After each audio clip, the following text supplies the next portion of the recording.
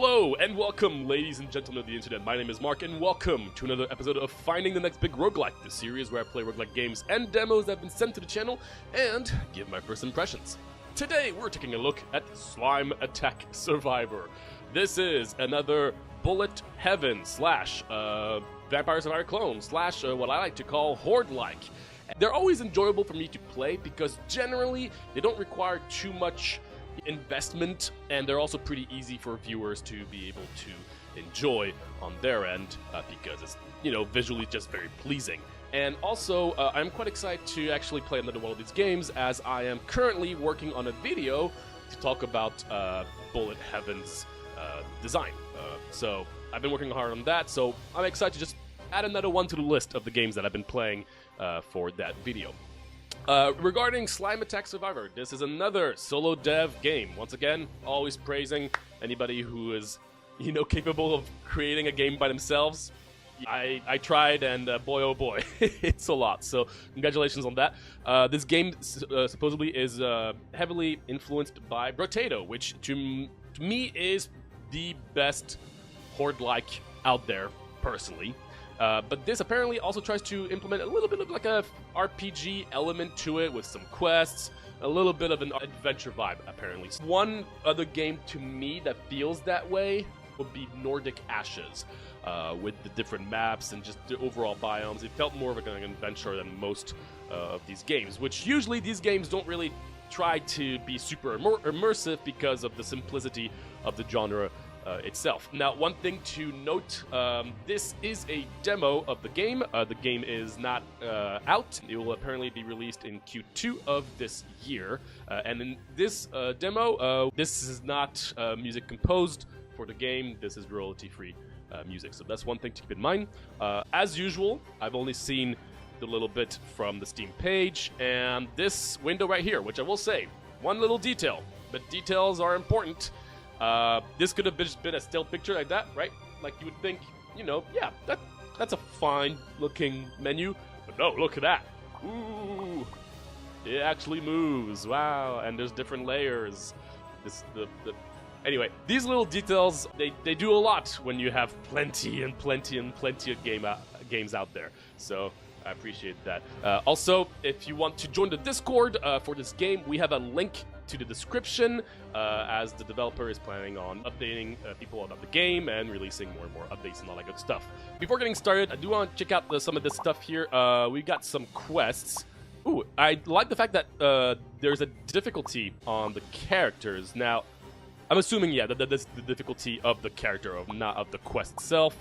Yeah, hero reward, that makes sense, which is nice. And then you got some item quests as well. So basically, achievements, which is cool. I always like having achievements, especially in these kind of games. I mean, these games are very simple, right? So having something to try to go for is pretty important.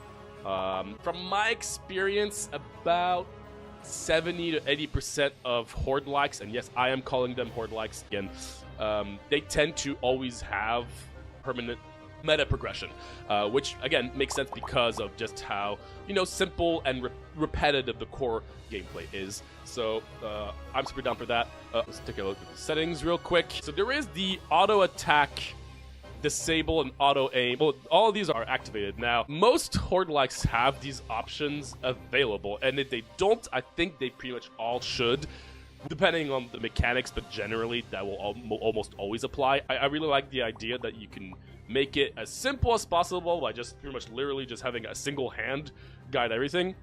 Or, if you wanted to have a bit more fun, you yourself can aim and you can also auto attack. Now, I'm going to start with the default because I always think it's important to start a new game with whatever the developer intends. That being said, I'm probably going to be more likely to disable those. I like playing my horde-likes with myself being able to aim and actually attack. So that's something that they've added, I think, in Brotato, which I think was awesome. I don't think that was originally in the game when I first started Brotato, which was a long time ago. Yeah, but that's just something I wanted to add and show quests, so obviously I'm going to keep that on. So yeah, we might switch that around later on, but we shall see. Show HP bar, collecting, level up, show healing, all that good stuff. Lovely. If you're working on your own roguelike, feel free to submit it using the form in the description for a chance to be featured. We get sent so many amazing games, much more than we can currently showcase, so if you have a release or key date, we also offer developers the option to get ahead of the line for a guaranteed feature. Big thanks for sending us Slime Attack Survivor and using that option. Alright, it's time for us to check out this game. Alright, here we go. Play. Ooh, okay, cool. This gives me Flash vibes, by the way.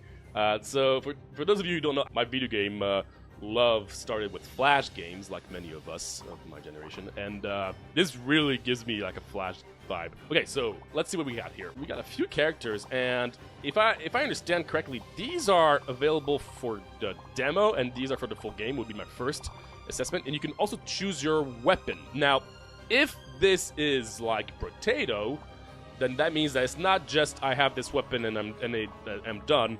It's just one of many weapons that I'll be able to collect throughout. I can choose a map. I like that everything pretty much has a difficulty on it.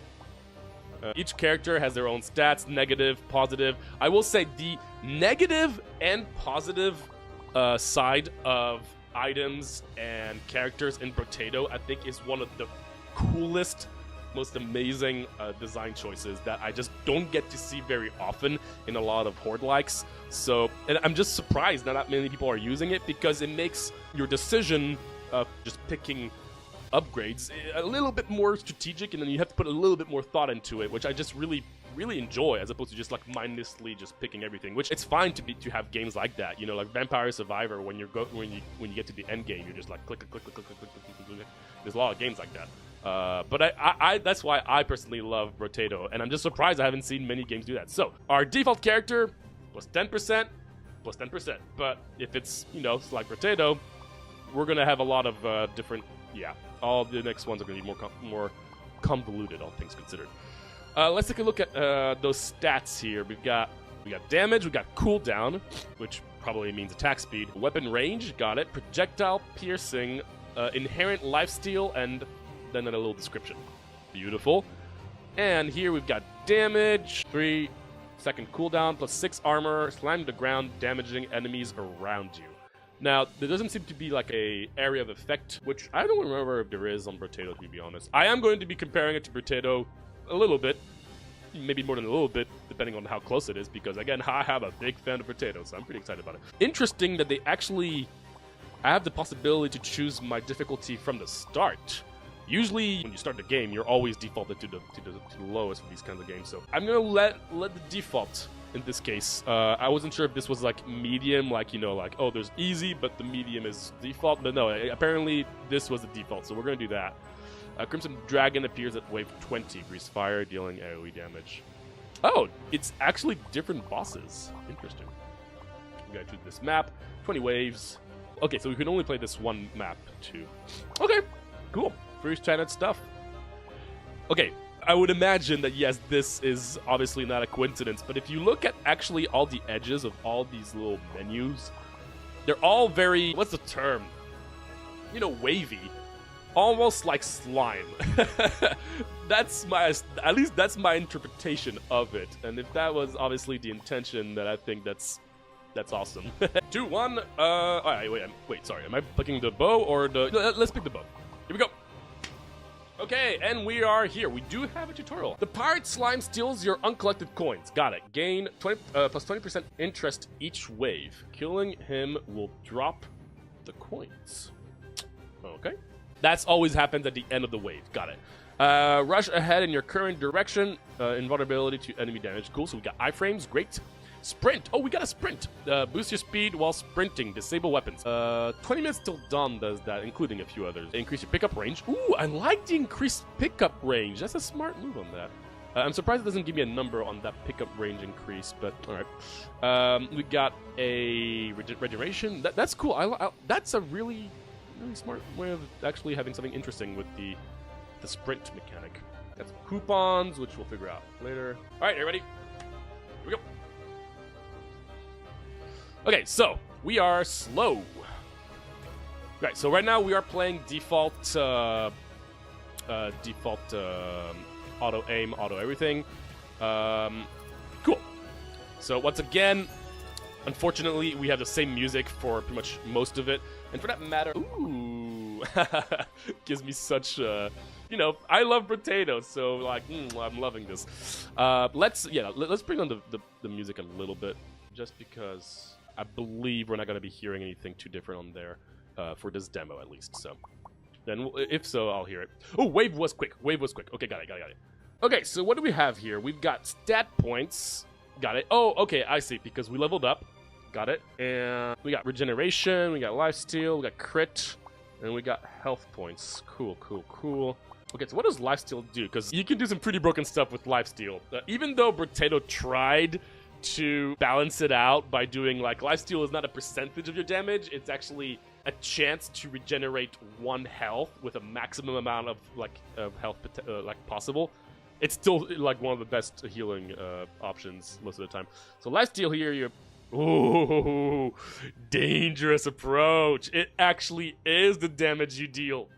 Oh man, that's why it's so low. Well, that makes sense.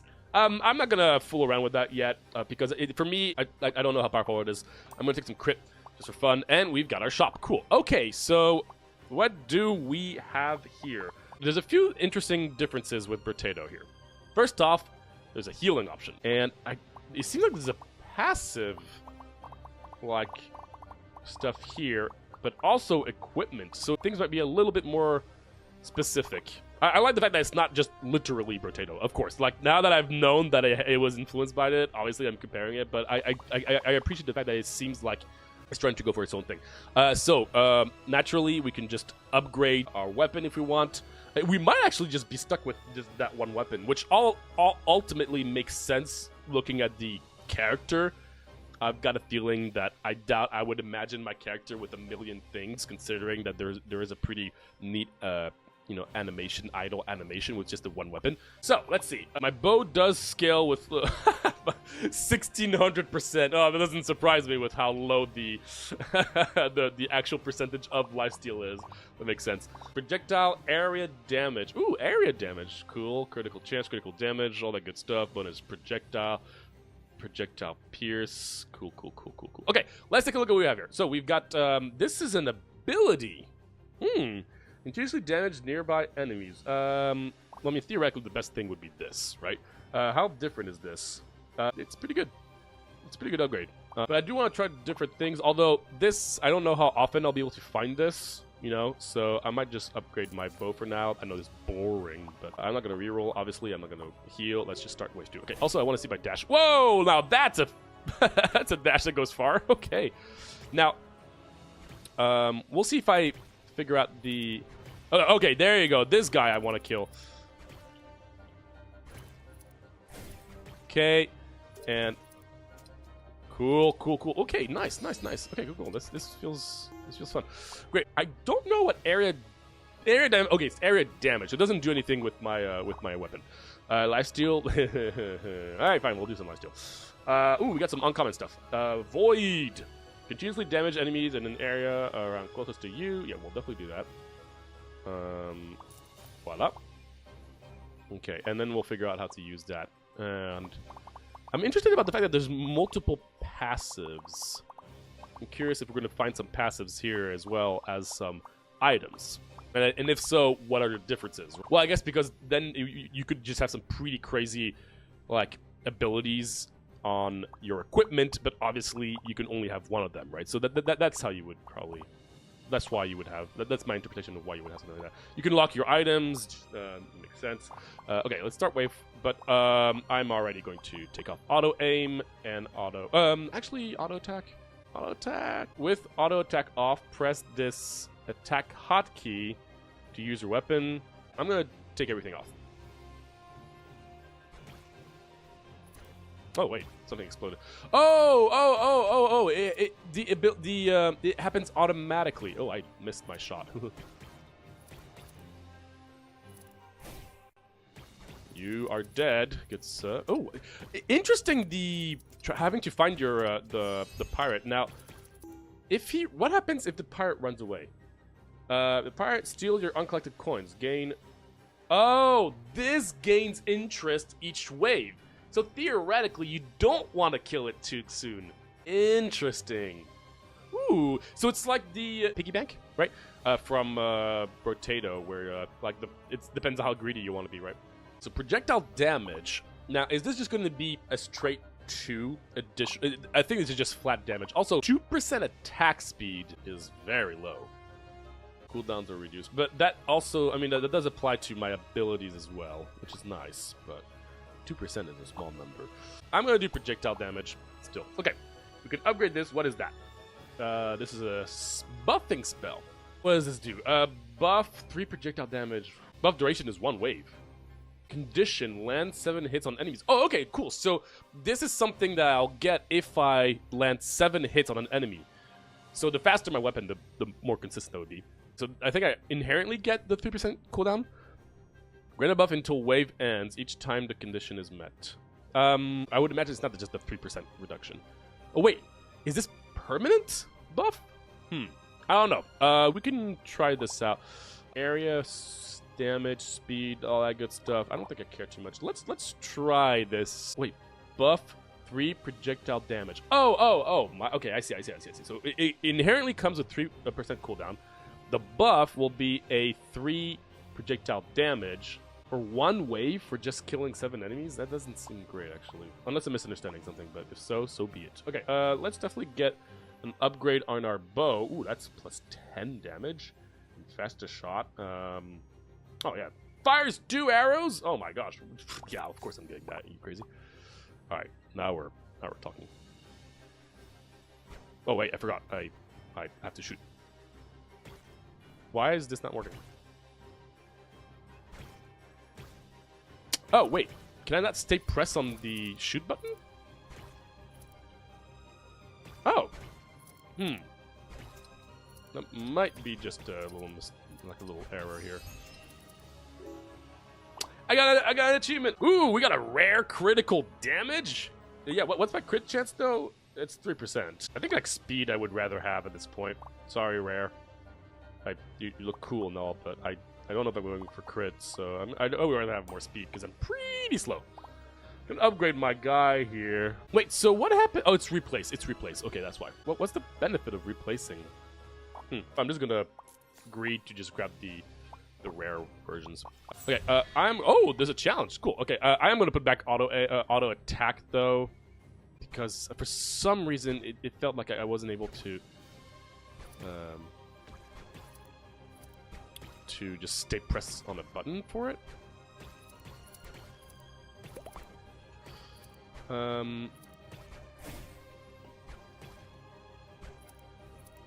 Yeah, I'm gonna keep this pirate guy going. Wait, avoid entering in. Oh wait, I totally forgot to look at what was the quest. That was completely my bad. I don't know if I successfully did it. I was focused on looking at how the auto aim felt. My bad. Ooh, that's pretty good. Some more experience early is always solid. Let's do that. Fire projectiles piercing through 1 enemy. Thunder Halo. Is there a... There's no luck stat in this game, is there? No. Really? No luck stat? Interesting. I do enjoy my luck stats. Apparently not. Pickup range. I'd like to see some pickup range myself. $4 for a reroll is nothing. Upgrade? How is that an upgrade? Oh, that's cool. You just need 3 stars, Void, to upgrade. You don't need to find a blue version, which makes sense because you can't have multiple of them in your inventory. That's how. That's cool. I like that. So now I have 1 star in there. Oh, that's a smart system. I really appreciate that. Ooh, we got some cool stuff here. I don't care about healing. 60 health, dodge. It's rare, but I don't think I want to spend money on this. I think I'm fine. Okay, avoid taking damage for 30 seconds while you are... No, it is correct! What? What are you talking about? Oh wait, no, is it because it's different? It's probably different. Nice. We got a little something here. We grabbed it. Eventually I'll kill this little guy.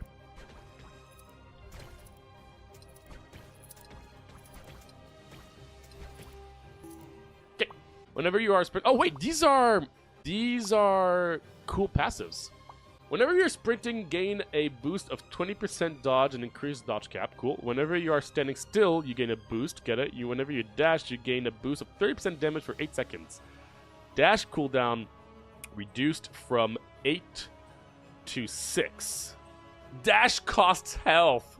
Oh gosh. Oh man. Well, I mean, basically, if you have ways to restore health, which I kind of do, right? I have lifesteal. Hey, I almost have 1% life. Let's try it. Screw it. Sounds fun. All right, now we're definitely trying to go for some lifesteal then. Damage, fine. Okay, what do we got? Generation. Oh yeah, we could also do super generation, but I don't care about armor. I just don't plan on taking damage. Astral Orb. I mean, these sound and look cool. Not gonna lie. Let's try the Astral Orb, and let's grab some regeneration for now. Just it doesn't cost that much. I'm still gonna be greedy on this pirate slime here. Let's reroll once. Nice. Again, we are looking for some healthy gem. Okay, cool. So this is a cool mechanic. So basically, so far one of the differences I'm seeing, you know, again, there's plenty of differences, but I think it's interesting to make comparisons to Rotato. Rotato really has two separate things you can buy. You have weapons and you have items, period. Now these items can all have different shapes and forms.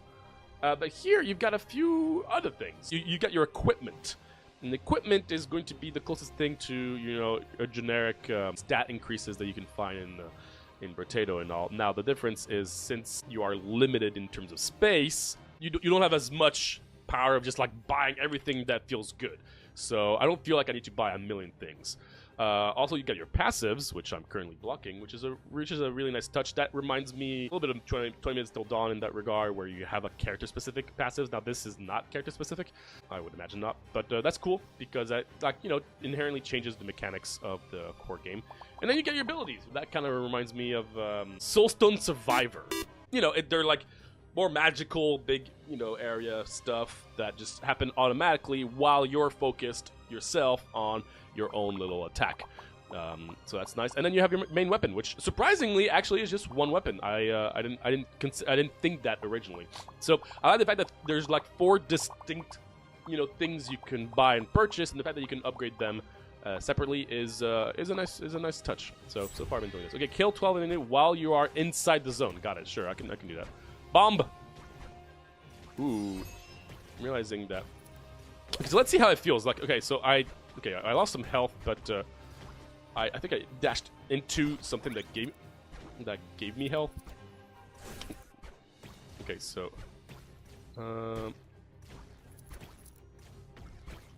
I love the fact that you can like go in between. Oh wait! Can I grab that? Do I need to grab that? Like I don't know if I will automatically grab it afterwards. I hope I don't always have to grab it manually or I just lose it. I would imagine not, but whenever you kill an enemy, you heal for 1 plus 2% of my projectile damage. Okay. Whenever you're sprinting, you gain. I'm not planning on sprinting much because I have like a nice dash effect. Whenever you get hit, you gain a boost. Yeah, I'm not planning on getting hit. Okay, let's get this. I definitely want more speed myself, so. I saw that someone dropped a coupon, I think? That is a powerful thing to just randomly drop. Ooh, lifesteal. Alright, Sunny Side. Isn't that like a egg? I guess I'll upgrade this. It's only 20 bucks. I still don't really like this. Ooh, I'll upgrade this. I like how you can always see the, you know, it's showing you the difference it's going to give you. Okay. Ooh. I wonder how far you can go. Is Epic the max? Who knows? Oop. Okay, we're good on money here. Okay, no more quests, it seems. Oh, my spell seems to also be shooting towards my direction. That is a bit more annoying, maybe? I don't know. Oops, let's get out of here. Okay. Up.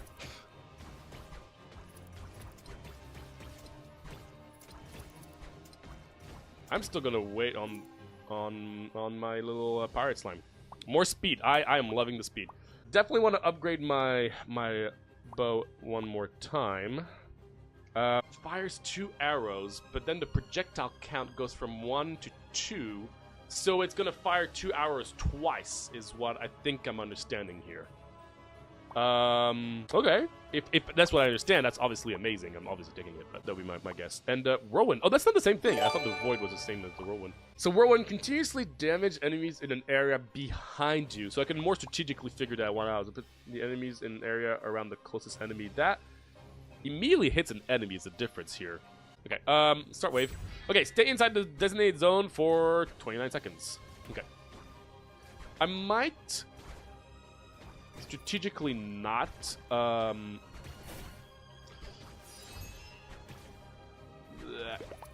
I'm focused right now.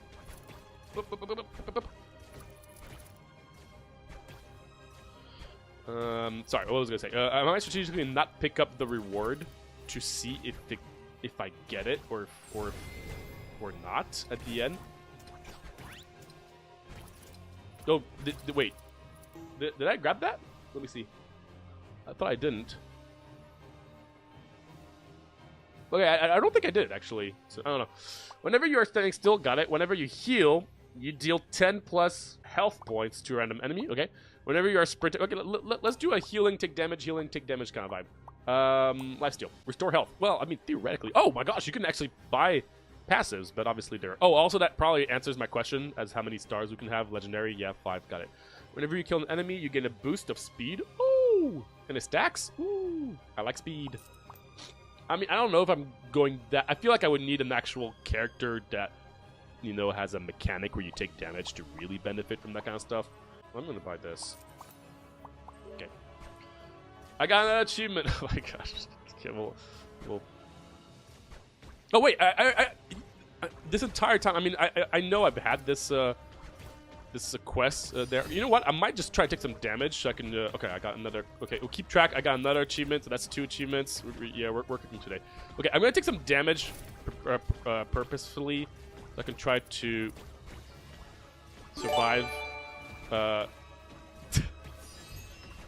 my god. Thank you so much, Scarlet Crown. Okay, so lifesteal. Yeah, let's continue doing lifesteal. I wonder how much damage, how much more damage I deal by increasing that lifesteal. I don't know. Cooldown reduction is pretty great. What do you got here? Whenever you pick up gold, you gain a boost of 0.1 regeneration until the end of the wave. That's cool. I like that mechanic. Nice one. Cosmic Spiral. Don't know what that does, but it's a Cosmic Spiral. Oh, wow, that's 25% cooldown, huh? Sure, let's do that. Why not? I have plenty of gold. Okay. Okay, you kill 30 enemies while you are inside the zone. You got it. I really wish I had better pickup. That's really the one thing right now that I'm struggling with. Ow, I took damage, actually. Oh, wait, I don't need to... No, wait, no. Oh, wait. Okay, that was stupid. I was looking at the quest. I was like, do I need to be in the zone or do I have to kill enemies in the zone? Okay, that was maybe my bad. But it's good because now we unlocked a bunch of stuff, which I don't know if that means they were initially unlocked for this run or if I had to finish the run in order to unlock more, you know. I'll be back with my thoughts on the game in just a moment. Alright, Slime Attack Survivor. Now, we ended up playing another run where I pretty much got to the very end and then died because of greediness. And it was very enjoyable. As usual, we're just going to go through my usual list that I like to go through. So first, let's go audio visuals. Visuals, I think, is... it's really cute. This really does, to me at least, bring me back to the Flash era, which, you know... Some may say that it's just kind of like an old-fashioned style. Yeah, it really is. I think it really has its own kind of like feel to it, and I really enjoy it. Even just the idle animation and just the way the dragons look. Personally, it brings me back, and I really love it. Sound-wise, currently the music unfortunately is once again just one track, which will. Hopefully change as this is just a demo, so there'll be a few things obviously that are going to be changing, which is completely understandable and to be expected. In terms of the sound design, I would say it's fairly minimalistic. Some sounds are kind of goofy, some are just bloop, bloop, bloop kind of stuff, you know, the usual stuff that you would get for Flash, kind of vibe. So it's, it's fairly old-fashioned. So it's cute. I think it's enjoyable. Let's talk core gameplay. So the core gameplay is effectively a combination of a few things. Now, once again, this game does take heavy influence from Brotato, and so we will be making a few comparisons to Brotato upon other games as well. When compared to Brotato, yeah, it is fairly similar in a way where you move around, you can shoot around. Now, Brotato is very minimalistic in its actual gameplay, but one thing that it does very well is that it's very fast-paced, and you can very clearly see your hurt box and enemies' hitboxes. So the idea is to be able to just, like, very quickly, swiftly, like, just walk around enemies without taking much damage. Here, not very much the case. The game is surprisingly quite slow, all things considered, especially because while it might actually be a similar speed to Brotato on the first wave, visually it may not look as much because of how big your character actually is. So it does feel a little bit slower, but that also, to compensate, there's an additional 2 mechanics that Brotato doesn't have. One is your dash. You see your dashes every now and then in these games, and, it's a conversation. Here the dash, I actually enjoy quite a bit. So there's a lot of different ways of doing dashes. You can have short distance dashes on short cooldowns, or you can do very long dashes on a long cooldown. You can also do a combination of both. Here you've got your long dash on a long cooldown, and this one feels like a panic button kind of thing that you still have to, strategize a little bit how to use, because with a long dash, you don't actually have much control. Other than just like your direction, the end point, you might not always be happy with where you end up going, and you can't do much about that because you can't actually cancel out your dash, to my understanding. So I actually think that dash in this game works quite well. But what I really like in this game is the run, the shift button, where you can just start running, you increase your speed, and also you increase your regeneration. So you can just use that when you feel like you don't want to kill enemies as much anymore, and more importantly, you are not going to be using your main weapon while doing so. That doesn't mean that your other abilities are going to be disabled. It's actually really nice. It is similar to 20 Minutes Till Dawn, and I think that actually just adds a little more gameplay that you can just kind of play around with and get familiar with, get comfortable with. And I feel like some people might not use it at first because they're just trying to get comfortable with other things, and the more experienced players will know exactly when to activate it and when to disable it. And I think that's a nice layer to add to a very simple genre, and with very simple gameplay mechanics overall. I think it's nice to just have these little things that is not too complicated, but a little bit more just to add an extra little thing to do for players during a run. So that's awesome. In terms of what you're being offered, here it's gonna be a little bit more different in a way where you're gonna select your main weapon, and that's going to be the weapon you're pretty much going to have for the rest of the run. Now, you can't switch that weapon out in the shop, which is rather interesting. I personally don't know how I feel about that, because theoretically, if you have a weapon to start off with and it's your only weapon, you're probably going to try to build towards it. So the fact that the shop then offers other weapons to switch them out is interesting. I would have to play it some more for myself to really see how I feel about that. But I mean, the option is there. I will say they don't come up often. If they were going to come up often, I would say that's probably a little bit detrimental to the shops, because most of the time you don't want to switch your main weapon, I would imagine, or at least most beginners wouldn't. So that's probably important. But in any case, you can always upgrade your weapon. You can upgrade everything. Every single thing you can find in the shop, you can upgrade. Something different than Brotato does. Because even your passive items, which in this case is your equipment, you can actually upgrade by just finding the same one to add and just to duplicate. Similar to Brotato, where you can find the same rarity and then you combine them and they get stronger. Here it's by a star mechanic, which is cool. It's a nice way to have rarities with more mathematical. So that's cool. Another really interesting little gameplay element within the actual run is the quest systems. You're gonna have your classic, you have your boss on the final wave. In this instance, the higher the difficulty, the more dragons you're gonna be fighting, which I think is quite similar to Potato in that regard, to an extent. That's cool, you know. It's nice to have little bosses. They're simple. They don't do anything too crazy. It's not like you have to change your. It's not like you have to adapt to, you know, like some crazy mechanic in order to beat a boss. No, you know, the goal of these games is to still be very simple. So you just have a cool little dragon breathing fire. You know, wait until the fire breathing is over. Go kill that dragon. So you got that. But more importantly, you also have the little quest mechanic implemented in the game, where every now and then you'll get a wave where a quest is going to occur, and those quests are, you know, fairly simple stuff where you have to stay in the little blue circle for an amount of time. You have to stay in that circle while killing things. You have to stay out of that circle. You have to avoid taking damage for a certain amount of time. You know, that kind of stuff. And upon doing that, if you succeed, you get rewarded a passive ability. That's cool. It's another risk versus reward element, and if you know me, I love my risk versus reward elements in roguelikes. I believe these are some of the most important aspects of roguelike games, is to give that kind of element. And so this is one of them, you know, like I realized early on that I could do all of them, but by like the mid-late game, I realized depending on the one that was offered to me, I couldn't really sometimes afford to take the risk because I could easily die. I thought that's a nice little addition to make the game a little bit more interesting without still making things too complicated, which I appreciate.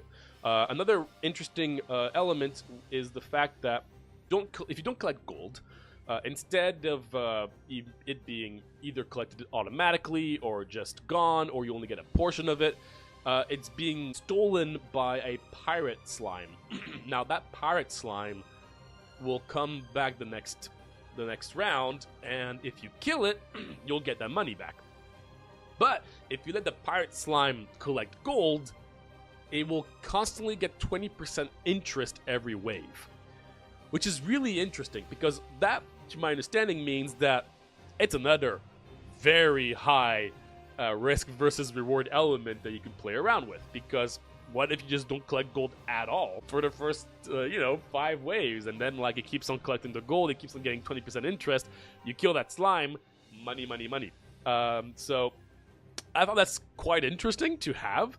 I would say that's more on the more complex side of the game, but I don't think it's too complicated for people to just misunderstand or not fully comprehend it as a whole. I think it's really cool. I mean, for me, it was very enjoyable. Obviously, closer to mid to late game, it's almost meaningless because, at least in my experience, you'll probably just be killing it accidentally, or you'll always be collecting gold very easily.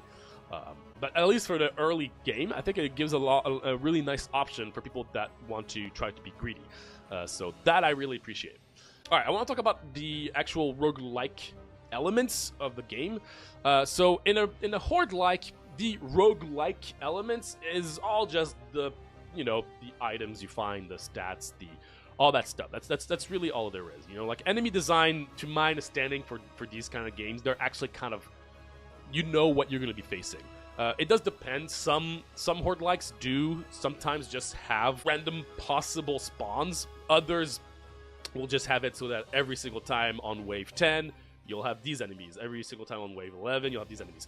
That's fine. I don't think anybody really even realizes it too much, and I don't think it really matters. What's important are the items, right? So this is one of the horde likes that takes the approach of a shop and actual waves, as opposed to never ending and just constantly leveling up while you're still playing during a timed run.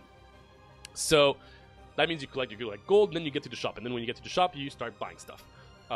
One differentiation from Potato is, since you are actually limited in the amount of things that you can buy theoretically, you're not going to be constantly buying things at a low price. One of my favorite things about Potato is that you can buy a ton of items, but since so many of them have negative stats, they're not always worth doing. Here it's a little bit different because you're actually going to be limited with the amount of stuff you can buy, and they're usually always going to come just with upsides. I was a little bit disappointed myself to see that not going to take actually the approach of Potato of having like some minus stuff with the items, but it makes sense considering that you're quite limited on the available items. So I could imagine that if they all had negative things, then it might actually be really hard to just have a build. So that makes sense. I'd say the items are, yeah, you know, they're pretty straightforward. I kind of wish that some of the equipments were a little bit more interesting, but I also understand that you need some way of having some number adjustments. Like you need some ways of just getting, you know, like 20% something, 20% that. So actually, no, scrap that. I think the equipment is fine as it is. What I do think would be nice is to have, you know, 3 to 4 times more passive ability options, which understandably so as a demo, that is what I expect, that there isn't much available. But since the equipment can't really have anything too crazy, which I still think some equipment could have like a little funny, interesting, you know, mechanical effect of like, you know, maybe like a chess piece can be like, oh, every 5 seconds you get something, or like blah blah blah, you know, that kind of stuff. That means that since you're not gonna get anything too crazy from the shop in general, I do hope that there's going to be plenty of passive abilities to compensate for that in order to have a lot of possible fun, still having a bunch of mechanical unique elements from run to run. For instance, having some cool passives, which by the end of the runs, I kept on seeing the same ones, which again, this is exactly what I expect from a demo. I'm just hoping that there will be plenty to explore with on the full release. Another element that I've noticed is this game actually takes enemies are possibly going to be dropping like some unique abilities, like temporary buffs for the current wave stuff. Now, that was interesting because I've noticed by the end of the game, they would drop a lot more frequent than the early game. Which makes me believe that the game currently has a system where the further along, the more likely that's going to happen, or just inherently there's just so many more enemies and they just naturally drop more. Now, that was quite enjoyable. I will say that by the end, it was hard to visually see what I was grabbing and what was going on. But I mean, it was fun. I mean, let's be honest, Horde-likes are supposed to be chaotic, so that's totally fine with me. But that does bring me to one thing that I was a little surprised to see was the no luck stat. Now, the luck stat, I feel like I could make an entire video on the luck stat in roguelikes because, man, oh man, is it a complicated stat. Now, you don't always need to have it.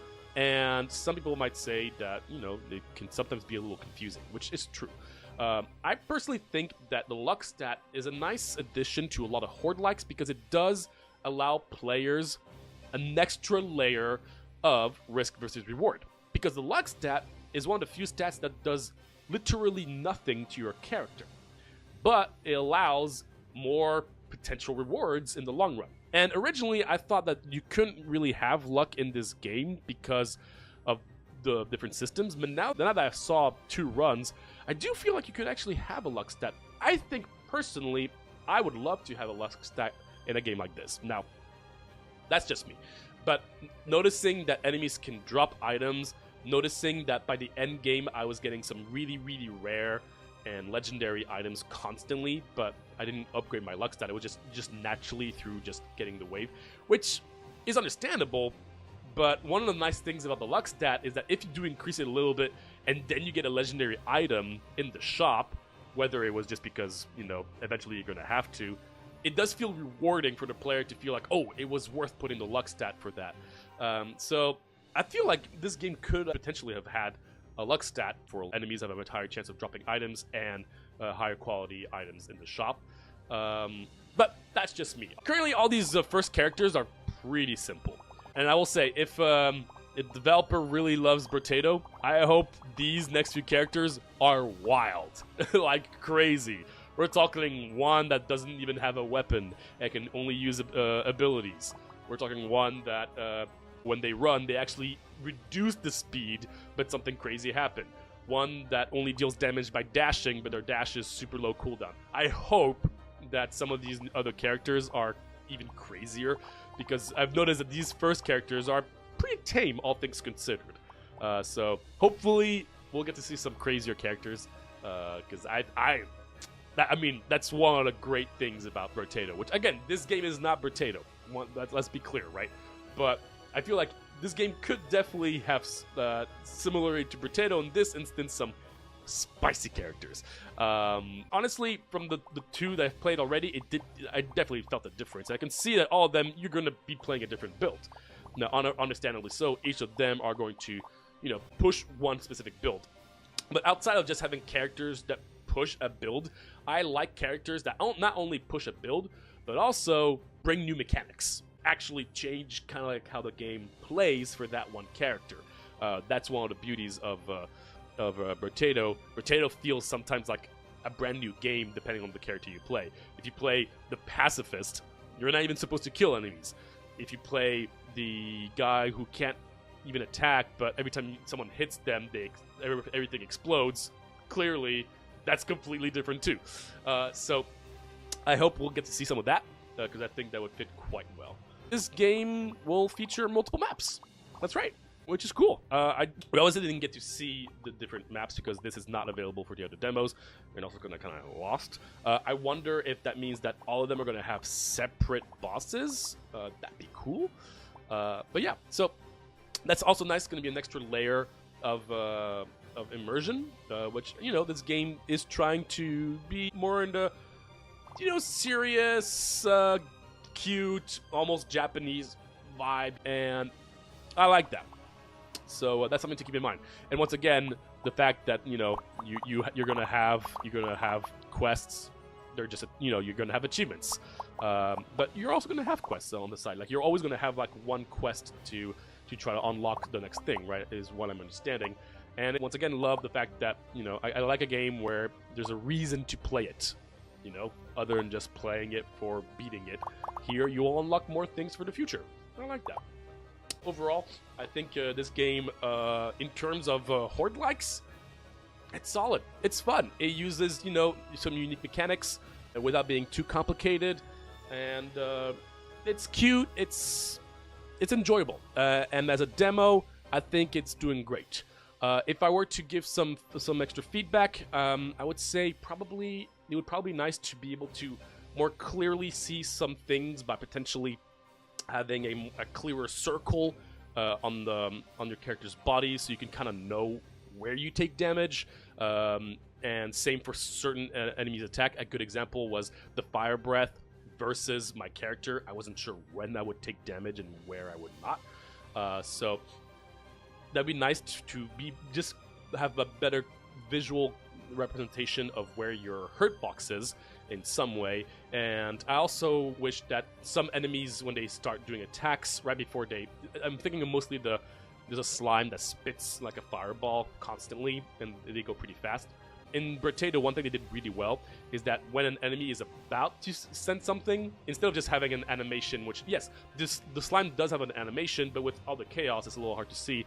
Instead, the enemy in the Potato starts going red, and then it fires it. So you can it's easier for a human eye to catch something that's just going red, and then catching the attack for a game that's so chaotic. Now, the benefit of Potato is that everything is one color, pretty much, so it's very easy to catch. In a game like this, it's always going to be harder, and to be honest, in most horde likes, it's always going to be more complicated if you're going to be putting a lot more visuals into your game. That's usually the number one issue I've found with a lot of horde likes, is effectively, visuals are going to be hard to follow. So that would be my one thing, is if we could see a little bit more of what's going on by just putting some strokes around certain things, that'd be nice. But other than that, I mean, I was still able to see a lot of things quite clearly, and better than most other games of the genre that I've played in recent months. So I look forward to seeing all the additions that are going to come up for this game in the following month for its Q2 release date. Once again, thank you so much for sending the game. This was a very enjoyable experience, and that's about it.